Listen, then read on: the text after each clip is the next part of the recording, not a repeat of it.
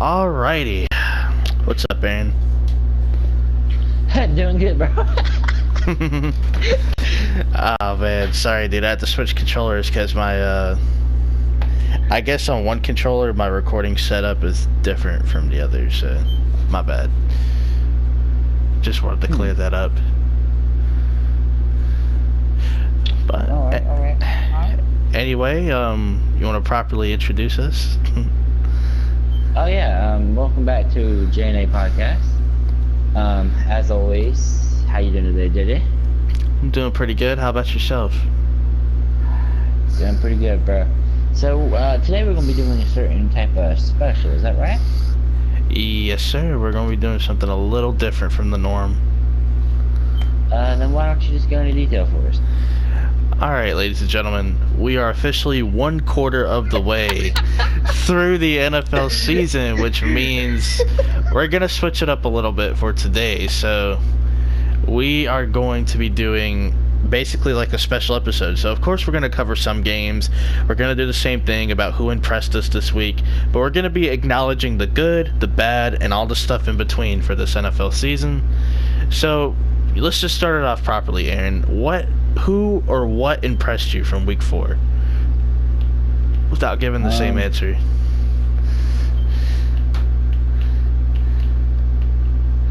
That's tragic. Is it? It is tragic. I'm going through all the different teams and stuff. You know? I feel you.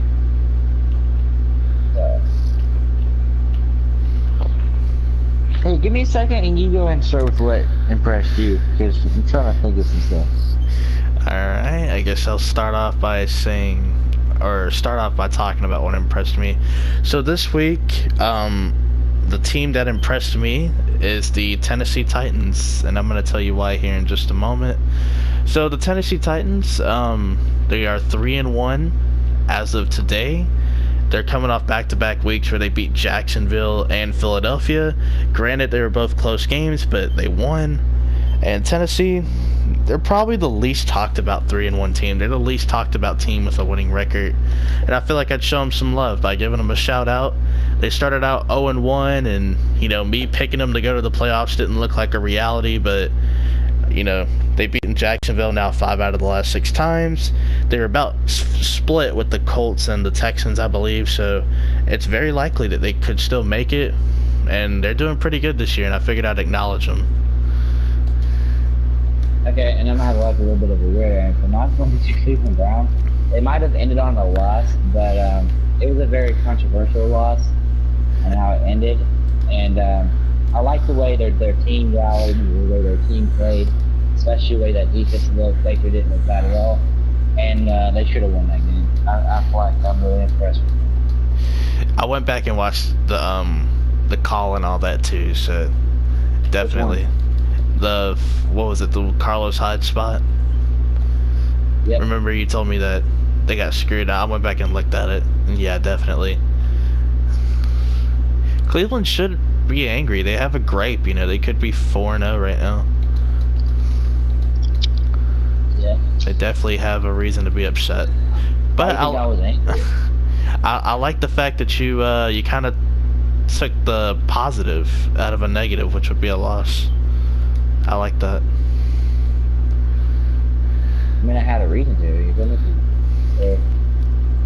I saw potential, and I feel like they should, believe it or not, with their record, they've shown us a lot more than we expected this year already. Yeah, I would argue that they look better than. Record. Yeah, I would argue with their record, they look better than the Steelers, who have the same record. So I would definitely make that argument.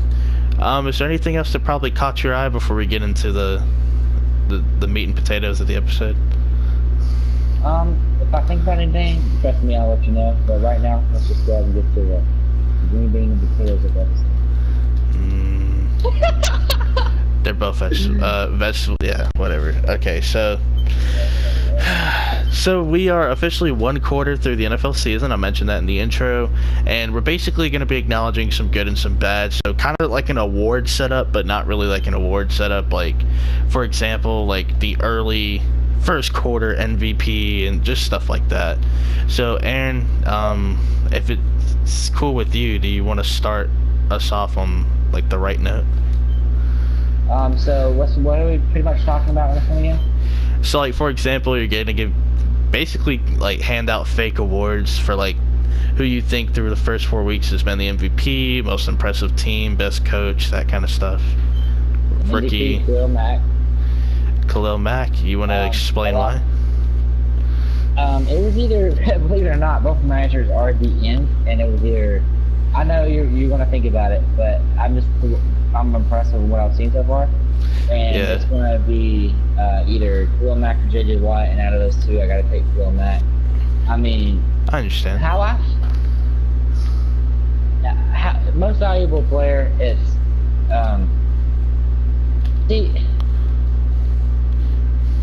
you know what? No, matter of fact, I'm gonna switch that up, okay? Because I actually have that for a different reward, all right? Okay, I was gonna say stick to your guns, but I like it. No. Now what I'm gonna do is I'm gonna change my MVP to Patrick Mahomes. Patrick Mahomes. All right. And I guess you want me to explain it the same way I did them for a second. Yeah, even though we know the viewers, has been going off. I don't know about you. I didn't expect him to do this well. I figured he was going to have some issues at the start, but he's played great, and very intrigued to see how he does for the rest of the year. But as a first quarter, he is definitely my MVP. Like a 6 touchdown game at one point, right? Yeah, 6 touchdowns against the Steelers. And most valuable player is exactly what it says. Most valuable player, not and that's who they've been. He's the reason they're having success right now, and hopefully stays the reason. And he's going to be my MVP right now. All right, yeah, I like the answer. Definitely respect it. There's a lot of guys worthy of this award, and I'd be lying if I told you it wasn't Patrick Mahomes. I would have to go with Patrick Mahomes, honestly. I was gonna, throw a swerve out there and be like, oh yeah, Todd Gurley, but even though Todd Gurley's been great this year, Patrick Mahomes is like on a whole nother level. I didn't expect it either. I thought it'd be like a typical first full year as the starter type of deal where it's like, okay, he's gonna have growing pains, but he's gonna show like a lot of light, like positive like plays and stuff. I didn't expect this burst from him this quickly, so the fact that we're already getting like what looks like he's going to be a fun quarterback to watch for the future, I'm honestly surprised, and it's a good type of surprise too. So shout out to Patrick Mahomes doing his thing. I mean, it's kind of hard not to pick him, you know what I mean? Like, even if you try to persuade yourself otherwise. Yeah. How about you? Alright, so I think this was the theme you were going with, but what about the most impressive defensive player this year? Defensive player of the year, as of right now? As of right now, yeah. Hey, Khalil Mack. Yeah, definitely. Now, when you think of defensive player of the year, I low-key try to also fit it into is like the most valuable player on that defense. You feel me? True, yeah. And and that's why I accidentally said Khalil Mack for MVP, because that's what I was thinking in my head for some reason. Well, Khalil Mack is going to be my answer for defensive player of the year so far, and it's because not only is he dominating right now, but he's with a new team, bro. He came in late. He didn't practice in the off season. He didn't do preseason. He didn't go to a mini camp, and he went in dominating. He had a 3-sack game or 2-sack game against Green Bay with a snap count, with a low snap count. An interception, I'll say like 2 sacks probably, right? I don't want to look. I think like 2 sacks. Yeah, I want to say 2 sacks. And it's crazy, you feel me? Yeah, he's definitely balled out this year. I don't think there's a doubt. The only person put even close to that is J.J. Watt, because he kind of has the same stats, except for I don't think he has a pick 6. But even if he did have a pick 6, I would still have to go with Khalil Mack, because of the fact that he's with a new team and he's dominating right now in the National Football League.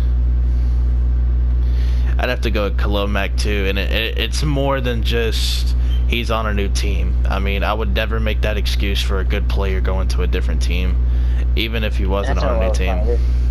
So, you know, obviously he's been great, and, you know, you say what you want to, the Raiders miss him, and the Bears definitely look like they're going to win this trade. So, I'm just going to say this when it comes to Khalil Mack.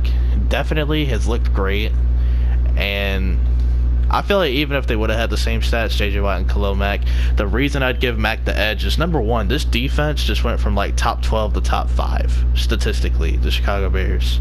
And Khalil Mack has provided that extra juice, and not only that, they're 3-1, whereas the Texans, I know you can't really contribute wins to a particular player, which is why when everyone says, oh, this player has 5 Super Bowl rings, yeah, so do his teammates. So, like, you know, basically what I'm trying to say is the team is playing better because he has lifted the team with his inspired performances and his energy and his work ethic. So I would definitely give the edge to Khalil Mack in defensive player. Now this one, it doesn't have to be Rookie of the Year. I'll just go one more time and then I'll give it to you. But this doesn't have to necessarily be Rookie of the Year, but who's been the most impressive rookie this far? Just someone that sticks out to you. Yeah, of course. I mean, definitely. I encourage you to look through. Well, not on my phone. I'm just thinking.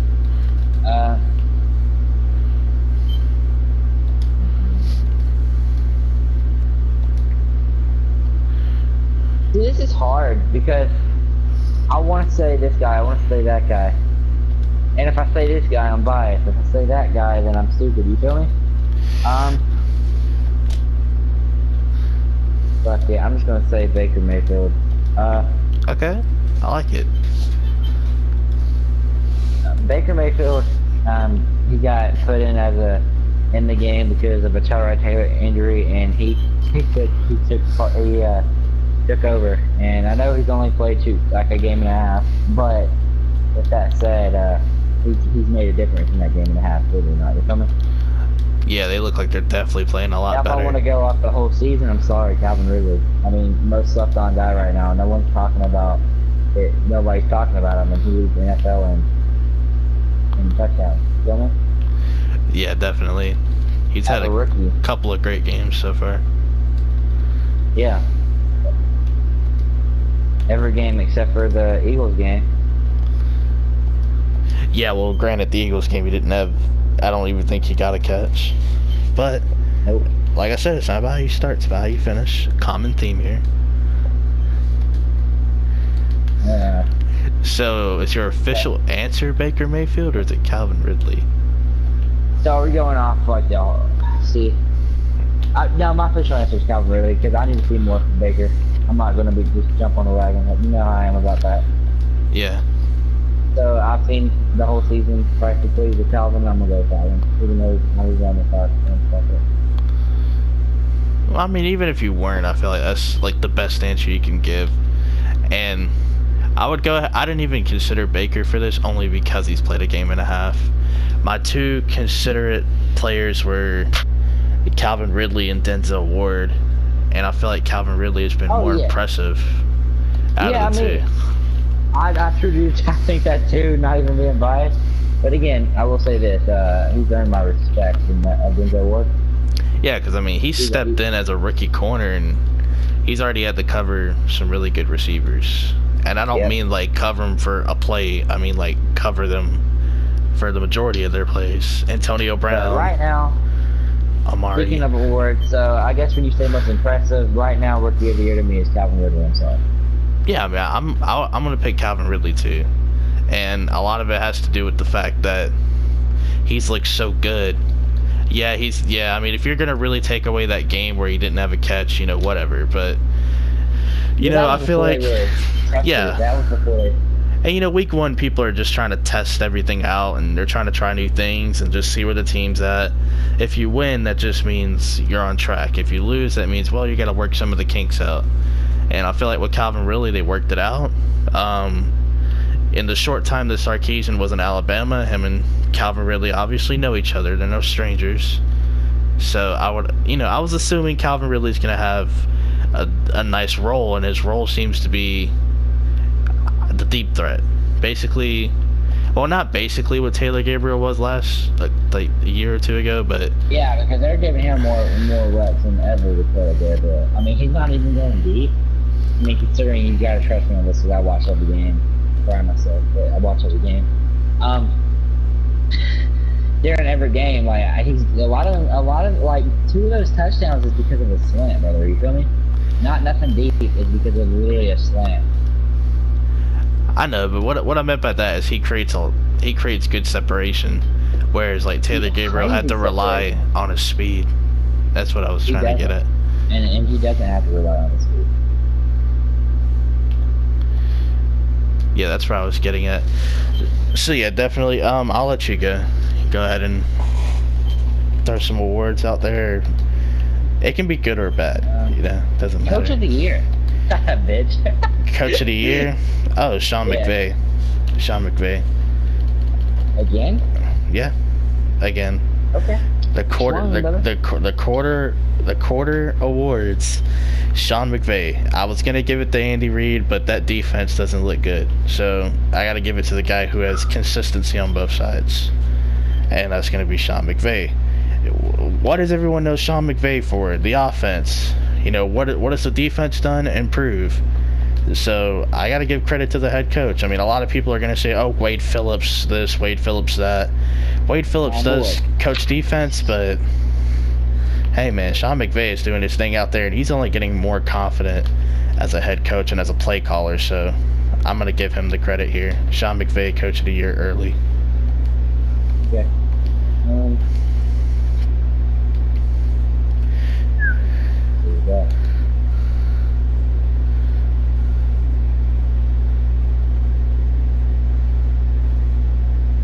There you have me thinking. There's multiple things you can go with it, right? Yeah.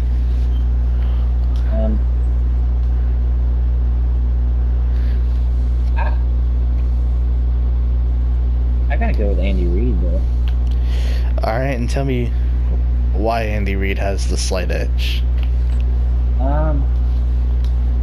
Because I know they got the talent to have a great offense, but you still gotta be. There's still coaching involved. You feel me? Yeah. And he has definitely proven this year that he's made that team pretty good. Maybe not even him, but you feel what? Yeah, I think you see what I'm saying. Yeah, I get what you're saying.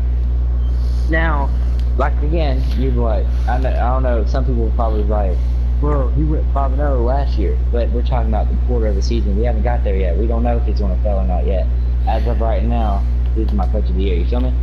Yeah, as of right now, definitely. That's the early candidate. Go for the whole year, Sean McVay, but this is a quarter episode. You feel me? Yeah, this is about the first 4 weeks. Yep. So that's why I'm gonna go with. Come here, boy. Booga booga booga. Woo! Come here, boy. So your answer is Andy Reid. Yes. And I'm not gonna necessarily disagree with you. They're both good answers. I was just basically giving you the difference in my mind on why I went with Sean McVay. And like you said, it's the quarter. We're not at the end of the year where we can really assess both of them. So I think it's either way. I mean, you're not wrong. You know what I mean? I can do that. Yeah. Anytime. Alright, 39 seconds left. Guess what I'm putting in? A-Ron. A-Ron. So, you want to do another one before I go, or what's up? You go for it, brother. I answered 2 straight. Time for you to step up. I've answered 2 straight. I'm just kidding. I'm just kidding, bro. Go for it, bro. Just kind of take it. Alright, let's see here. Alright, best team. Who's the best team in the NFL? Damn. There's a reason I didn't answer that poll, JJ. I know that now I just want you to go with your gut and just tell me.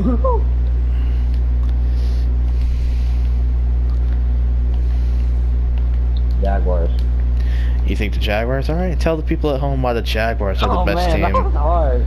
That is hard because I want to say, listen, I know that they No, haven't stick had with the it. best this, the best that, but I'm gonna stick with my answer, bro.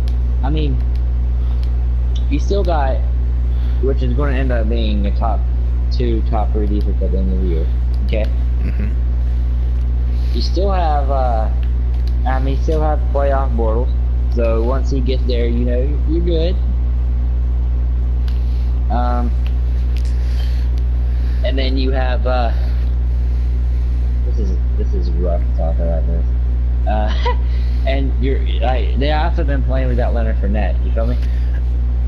Yeah. And I know next man up, but we know what Leonard Fournette can do for that team. So all I'm saying is they're the best team in the NFL right now. Yeah, all right. I'm glad you stuck with your guns there. I'll give you that. The answer is the Rams. I'm sticking with the theme here. The Rams, their defense is playing well, their offense is playing well, and similar to the Jaguars, they also have a key. Similar to the Jaguars, they also have a key injury, but it's in their secondary. Aqib Talib, he's on injured reserve, and Marcus Peters has been playing hurt the past week.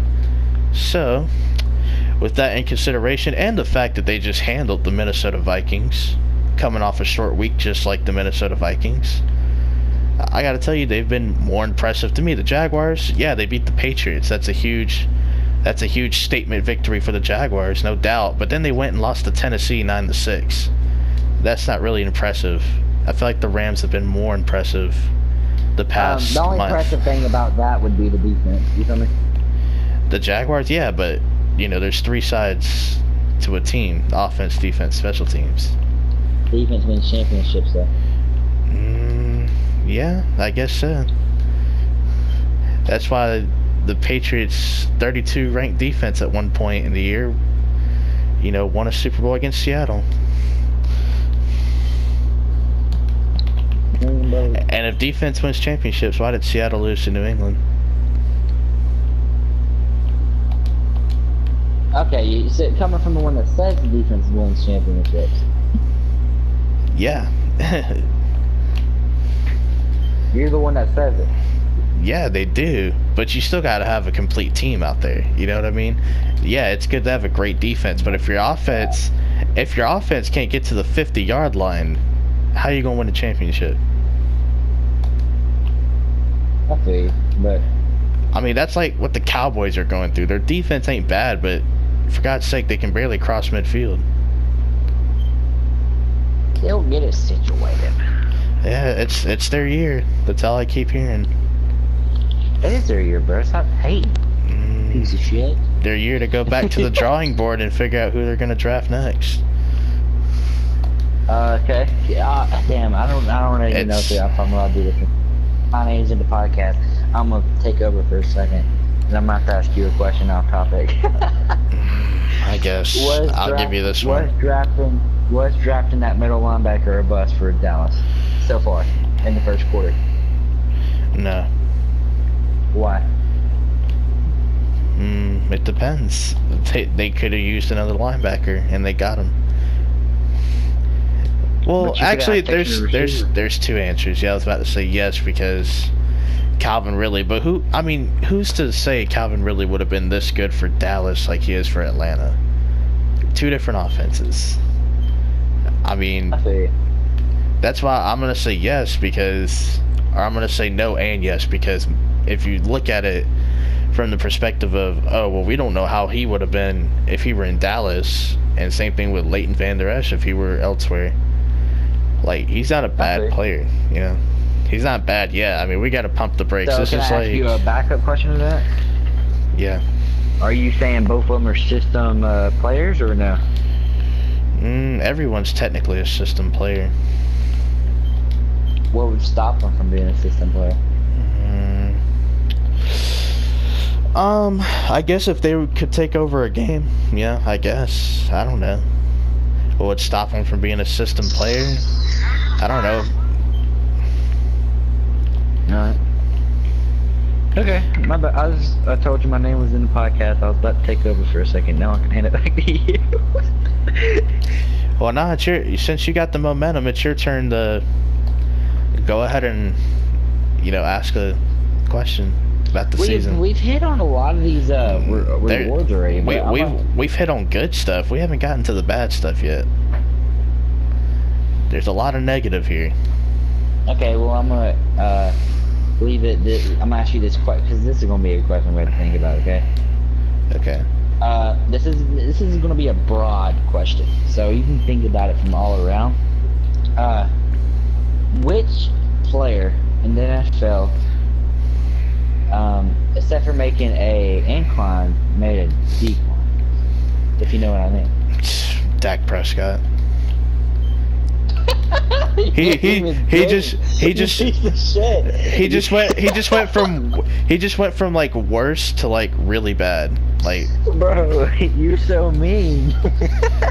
Like, I thought this was gonna be something I had to think about. Dak Prescott, 100%. Dallas fans even have to agree.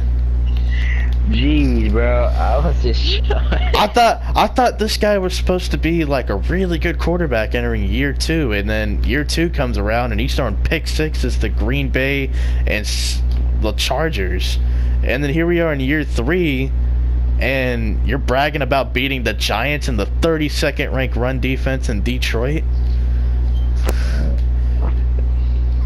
I mean, that's like bragging on beating a JV team when you're on varsity.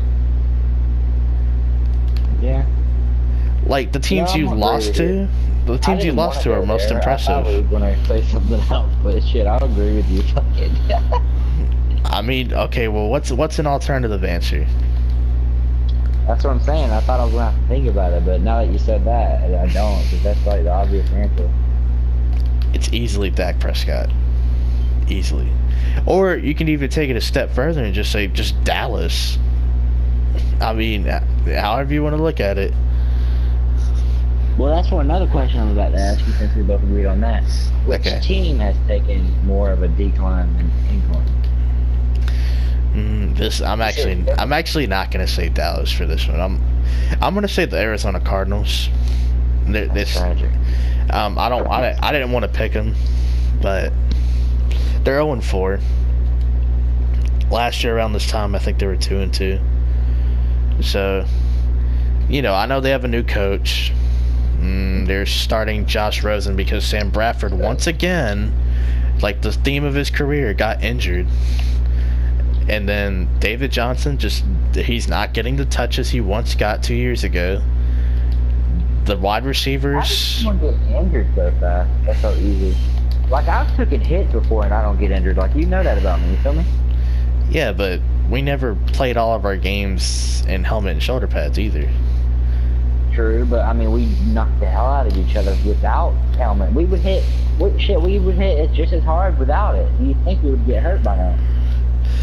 Well, maybe some people are just durable and some people aren't. That's just how it is sometimes. You said it, not me. So, you've been thinking it, you too. A team that declined. Yeah, the Cardinals, right? Yeah, and then. Well, no, I was trying to remember who I said, but the Cardinals. Larry Fitzgerald, he should have just retired last year, and I'm not even saying that in a bad way. I'm just saying he shouldn't have to go through this. The fact that he's got to deal with a rookie quarterback, a rookie head coach, David Johnson coming off a broken wrist. Oh yeah, he's definitely out here this week. And then he shouldn't have to deal with this awful offensive line. We always talk about the Giants, the Seahawks, the Bills. The Cardinals' offensive line is a joke, and their defense, they're streaky, but they're not good enough to carry the rest of the load, which is why they're 0-4. So for me, a team that declined is the Cardinals. And that's sad to think about, Larry Fitzgerald, man, because hey, I know they don't relate, but in my eyes, you're going to see why they do relate. Well, because when I think of Larry Fitzgerald retiring, I think of Julio retiring. Like, damn, he's been here this whole time, and it's just sad to see your favorite player go. You feel me? Yeah, because I think and that's how the Arizona fans are going to feel. I mean, that was their You know, that's some people's favorite player. You know, all the greatness that he's been through, he deserves a ring. You know? Yeah, and he's going through this crap. I mean, the team is awful, and you know. Do you see now why I said it reminds me of Hura? Not because it actually reminds me of it. You feel me? Yeah, I understand. It's just a guy that's well respected, well loved by a lot of fans, people, organization. And Larry Fitzgerald's a good guy. I don't think he's ever been in like any significant trouble on or off the field. He's just a good guy. Truly. He's a good ambassador. You know, Walter Payton football, what's it called, man of the year or whatever. He's an ambassador, man, for the NFL, and you know, it sucks that he has to go through this, but it happens. Where your team plays awful and they ask you to come back.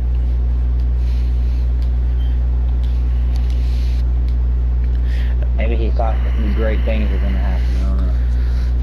Yeah, I mean, I understand he's going to trust his organization. And, you know, it's good that he's a team first guy, but I hate it for him. This is a bad situation for him.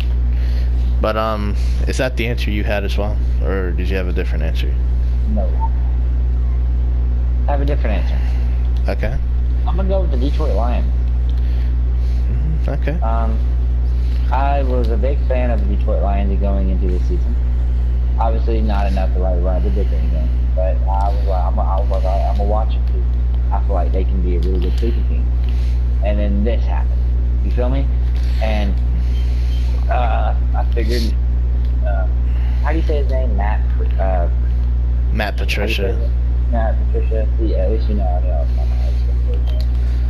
Matt Patricia, I mean, I was expecting a lot more from that. I don't know why I was expecting a lot more from that, because it is a rookie coach. But you gotta have faith in coaches, you feel me? Those are the future. And I was expecting a lot from the team. Matthew Stafford's a great quarterback in my eyes, and then he has that horrible game, so we're not gonna talk about that. But he still is a good quarterback in my eyes. Then you got the whole team not playing well at all, and kind of sad, because I thought they were gonna have a really good season, like barely playoffs or even sneak a wild card. You feel me? And then that happened. So I bet you didn't expect me to say this team, but I did, and I'm sick with it. Back to you, Phil. Well, at least you called yourself out on your old prediction. I appreciate that. I mean, again, it's not over yet. It's only the first quarter of the season. I know. I'm just glad you called yourself out. A lot of people don't have the guts to do it, so I appreciate it.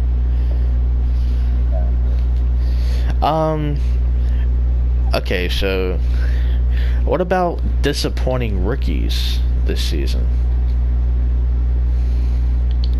Oh, listen, bro. Let me think about it. Okay. Okay.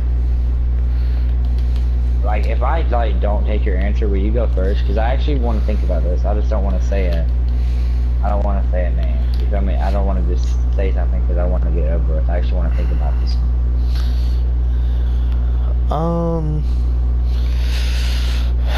Let's see. Yeah, I'll give one. It's gonna be a little bit of a different answer, but yeah. Or it's not a different answer, but it's an answer nonetheless. Alright, so my disappointing rookie would have to be Josh Allen. And I'm going to explain why. Josh Allen, the guy with the big arm. That's all I keep hearing about is this big arm that he has. And he's got the arm strength. But there's a difference between arm strength and arm talent. And he's definitely got arm strength. I think that's fair to say. He had the one game against the Vikings where it was like a statement game. It was a game kind of to showcase what he can do as a player, and that the Bills aren't this really bad team that they're going to end up being, or that people think they will be. So, it was good to see that, but I mean, why? Okay, so I have a few questions about the Bills. Why would they go with Nathan Peterman over Josh Allen in the first place? There's question number one. And question number two, how does Josh Allen go out the following week after having all this confidence against Green Bay, a defense who I would argue, if you take the seventh best player on Minnesota's defense, he's like the second or third best player on Green Bay's. So like, how do you lose? How do you get shut out by Green Bay after putting up 27 against Minnesota's defense? You know, and I feel like that's very disappointing. Yeah, and you ready for me? This is going to be a little bit more controversial, probably. I'm going to go with Sam Darnold. I almost chose him. So it's not a bad answer? I mean, either way, I'm sticking with it if you think it is or not. But, no, I almost went with it. He's what, one good game, brother? Like one good game? I guess one very efficient game. Same thing with Sam Darnold. Maybe not the arm, but dude, this guy's gonna be great. He's a feature. He's an NFL true prospect. I mean, it's all we kept hearing for months and months and months and months. No, brother, it's not, brother. You feel me? I mean, he may be a decent quarterback, which is not bad. There's nothing wrong with a decent quarterback, but he's not going to be this all-pro Andrew Luck, Carson Wentz type of dude who everyone keeps thinking he's going to be. Yeah, he's not. And I think you pretty much know what I mean. I just don't see it. I think Josh Allen's probably going to be more of a bust out of the two, obviously, but as of right now, since you went with Josh Allen, I'm like, that's pretty bad, man. We're shitting on the young quarterbacks. I know, it's crazy.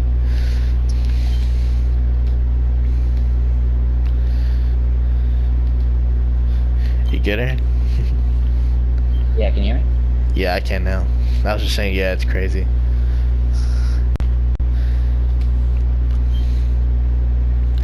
All right, let's see. So we both took a quarterback.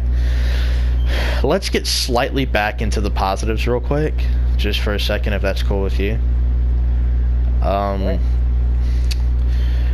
Okay, so one positive real quick. I guess the best team with one win on the year.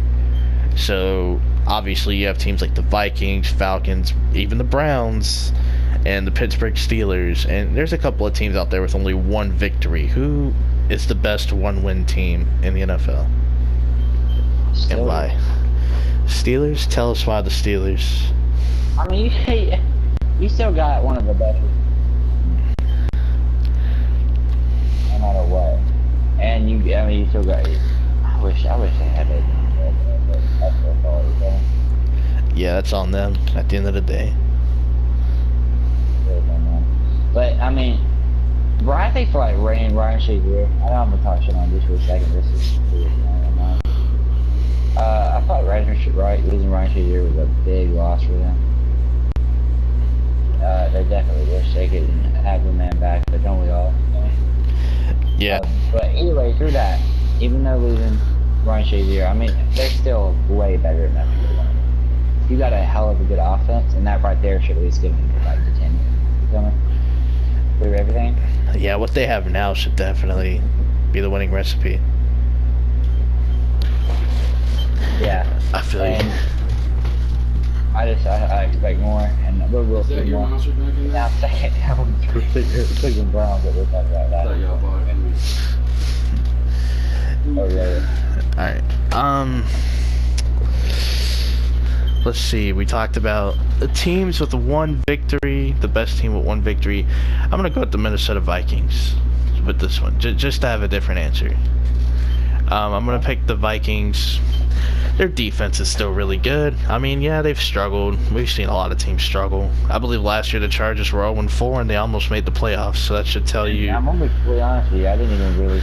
I might be going to flex, but this makes you look bad if you look at it. I didn't even realize the Vikings only had one win. Yeah, they're 1-2-1 on the season. I didn't even realize that, so that's not bad call, guys.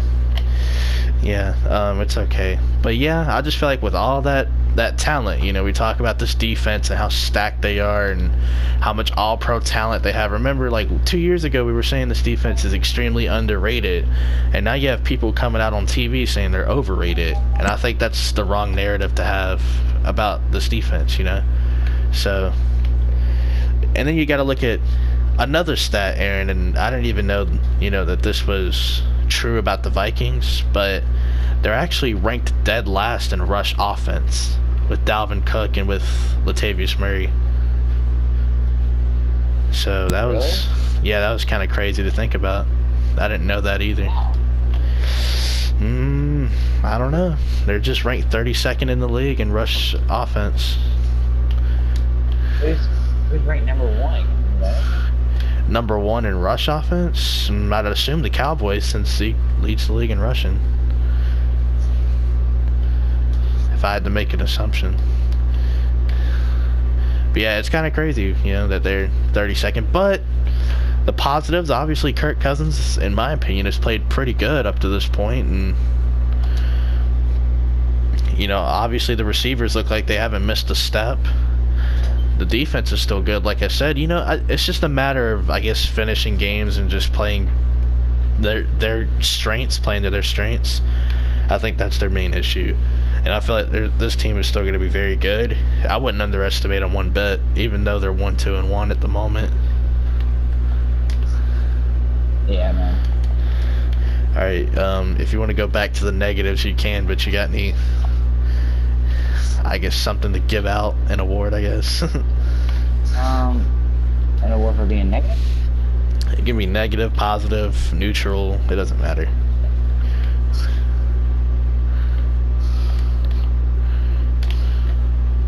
The easiest thing in the world, because you gotta, give me a second, brother. Okay. Okay. We've hit, you know, we've hit on a lot of the big ones already, so. All right. What about, go ahead, actually. I'll let you think. No, go ahead. Nah, man. You just want to sit here for a while. You sounded like you had something very good to say. I didn't. But I'll go ahead. I'll give you a little bit more time. You know, I'll give you a little bit more time. What about most disappointing acquisition? It's like a new coach, a new player. You know, like who's been the most disappointing on a different team? Whether it's a coach or a player. Matt Patricia, is that your answer? Yes, it is, and I've already explained why earlier. If you still want me to repeat it, I can, but... Nah, I don't think you need to repeat it, but if you want to, you can, obviously. Well, I've done said it, so guys, if y'all want, y'all can just go back and do the podcast. Go back and watch it, because we ain't repeating ourselves. There we go. Is that good? Okay, so, for me, I knew exactly where I was going there. Yeah, sure. Okay, good job. I'm gonna go with John Gruden. He's been the most disappointing on a new team. I gave that one to you. I'm so sweet. I could have came up with multiple answers, but I'm glad you stuck with Matt Patricia. I'm definitely gonna go with John Gruden. He has been disappointing. I mean, when you think of John Gruden, you think of the dude on Monday Night Football, the dude that coached the Oakland Raiders before and the Tampa Bay Buccaneers and was on the Green Bay Packers coaching staff at one point. I mean, we think of all these things when we think of John Gruden, and he has been pathetic. He's been entertaining. He hasn't been good. And sometimes entertaining is good, not in the case of the Raiders. They beat the Browns. That was your first victory, the Browns. And I don't even think you earned that one. You had a chance on Monday Night Football to make a statement without Khalil Mack against the Rams, and you failed to do it. And here you are against the Browns, you know, a few weeks later. You had a chance to beat them, make a statement, and you did it. Congratulations, under some weird circumstances, but you did it. I'm just not impressed. He's been disappointing up to this point. You let Khalil Mack basically go for draft picks for some kids that you don't even know how good they're going to be yet. And then you make a statement in the media talking about he got another strip sack. Good God. Yeah, that's what happens when you let your best player go, you doofus. You kidding me? So yeah, pretty easy. Disappointing. What else? Let's see here. What about most disappointing team? A team that has just been, you know, I guess what's the right term for this? An underachiever. A team that should be doing better but just isn't for some odd reason. So, like the best, like just an underachieving team, basically. Like a team that should be doing better but they're not. I'm gonna about to go with the Atlanta Falcons. That doesn't sound biased at all. No, I'm just playing. I wasn't gonna go with them. But then you said because of a certain reason, and then I have a certain reason. Okay. So the Atlanta Falcons,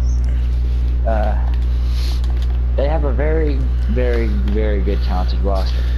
Mm-hmm. They had more enough talent to go back to the playoffs this year, but now they are currently sitting at 1-3. Now, the reason they're currently sitting at 1-3 is because of the injury bug has decided to hit Atlanta this year hard. The Atlanta Falcons lost both of their safeties, their starting middle linebacker, and now they're starting defensive tackle for a couple weeks, probably longer. Could be longer. And their starting left end is on snap count. So, with that said, their offense is living up to expectations as they should. I think their quarterback's name is Matt Ryan. I'm not that into it. I don't know that much about him. Yeah, whatever. I do know about Matt Ice.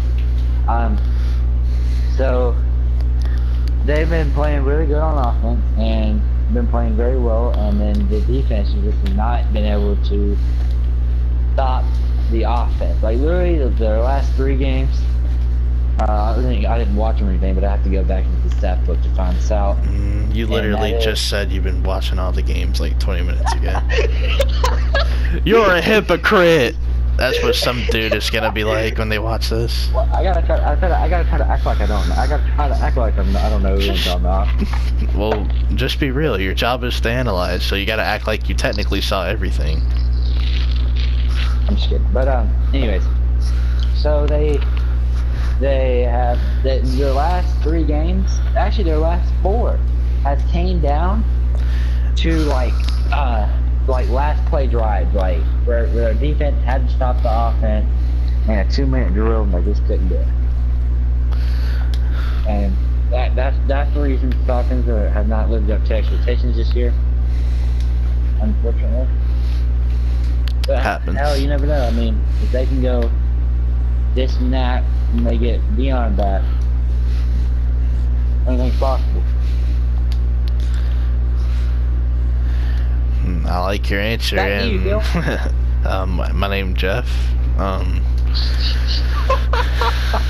Anyway, I was gonna say the Steelers, but now that I look at it more, I'm gonna go with the Falcons. Pretty easy to explain why. You just did, but I'm gonna offer a different outlook on it. They've also been playing without Devontae Freeman. We'll throw that in there just to support your argument a little bit more. We'll throw it in there. So you're welcome. Yeah, it looks like the common theme of the year is last minute, last second, this and that.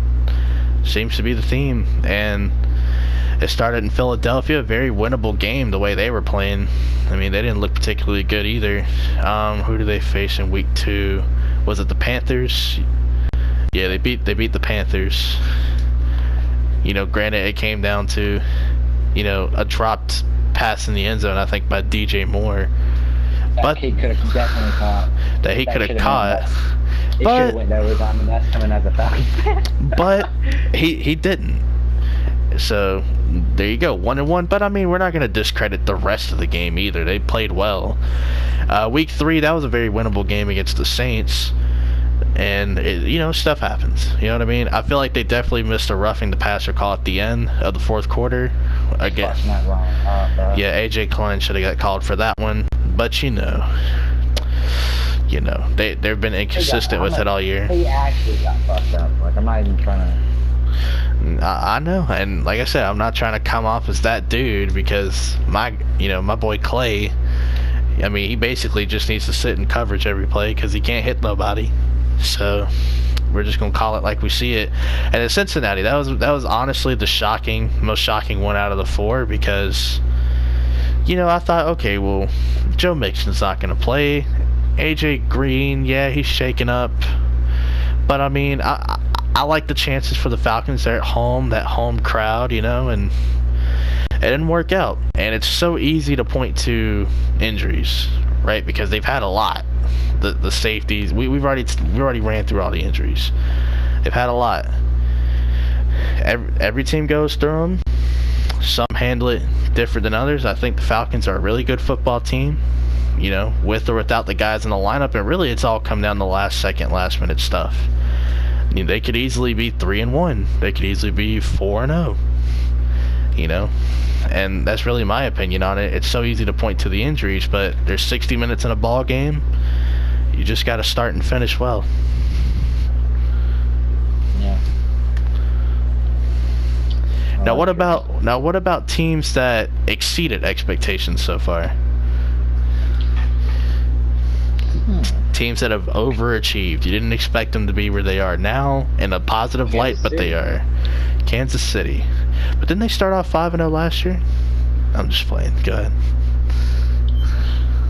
Yeah, they did, but I'm just kidding. Definitely didn't expect them to start off this good this year. We didn't expect them to this good last year. And again, this is for the quarter, so some games left. But with that said, quarter, my pick. All right, so that's the team that you think overachieved. They definitely exceeded expectations. I like that answer. It's really good. Let's see here. If I had to think of a team that overachieved, even though they're coming off a really embarrassing loss to the Chicago Bears, I'm going to say Tampa Bay, because I thought they'd be 0-4.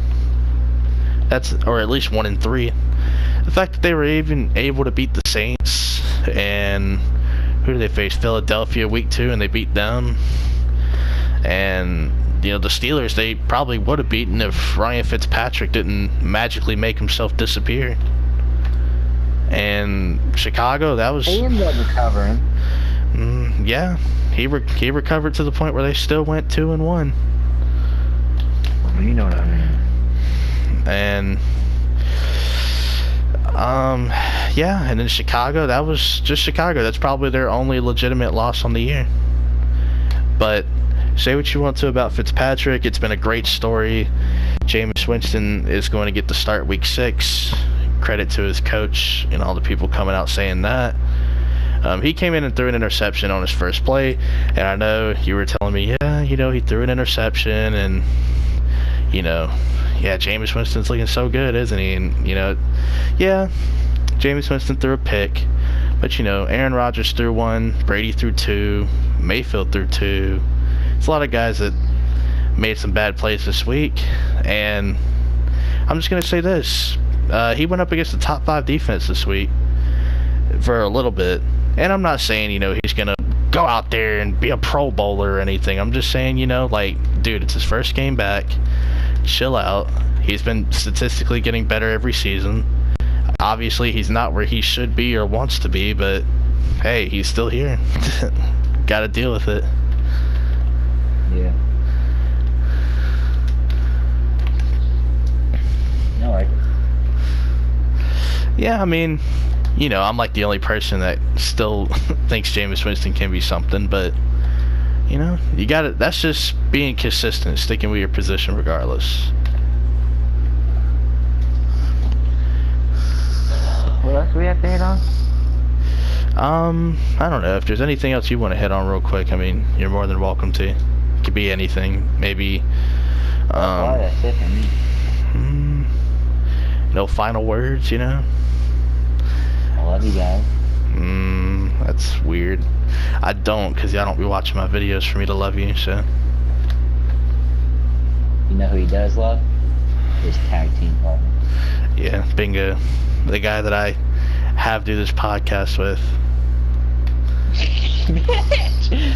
So, I guess with that said, if I were to just say one last thing, congratulations to all the teams that are doing the most with their opportunity through the first 4 weeks, and the teams that aren't doing good, I like to see the positive in a negative light. So, pump the brakes. Your season's not over. It's just getting started.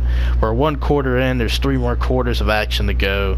You guys are going to be okay. Hopefully you guys recover, some of you, and for the teams that are doing really well, like the Bengals and the Dolphins, who I don't think either one of them are going to make the playoffs according to my rankings originally. We'll see. Maybe they'll be down to earth in November. So we'll see how the season plays out. That's really all I got to say. Because everyone's acting like Cincinnati's going to go to the AFC Championship all of a sudden. So I figured I'd just put that out there. We're gonna get there, I guess. Yeah, you got to win a playoff game first. Something they have not done.